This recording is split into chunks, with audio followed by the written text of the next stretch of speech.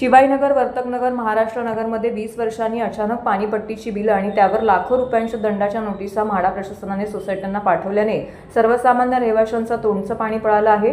यावर आमदार संजय केळकर यांनी म्हाडा प्रशासनाशी तात्काळ संपर्क साधून जाब विचारला, तसेच मुख्यमंत्र्यांना भेटून मार्ग काढण्याचा प्रयत्न करणार असून तुर्त कारवाई करू नये अशी मागणी त्यांनी केली आहे। त्यांना शिवाईनगर, वर्तकनगर, महाराष्ट्र नगरमध्ये म्हाडाच्या चाळी आणि इमारती असून 40 ते 50 वर्ष जुन्या आहेत, त्यामुळे या सोसायट्यांना म्हाडामार्फत पाणी पुरवठा करण्यात येत होता।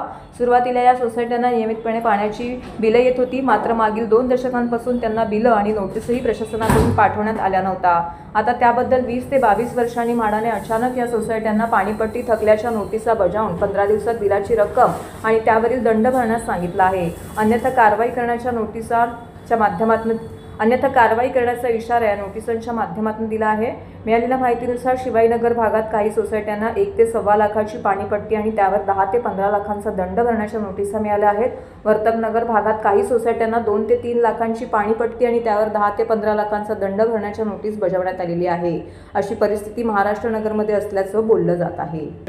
त्या बिलांना स्थगिती दिली गेली पाहिजे आणि तोपर्यंत कुठल्याही प्रकारची कारवाई होता कामा नये अशा प्रकारची देखील मी त्यांना कार्यवाही सुचवलेली आहे। लवकरच आम्ही माननीय मुख्यमंत्री यांचीही भेट घेऊन याला स्थगिती मिळण्याच्या दृष्टीने देखील आम्ही प्रयत्न करणार।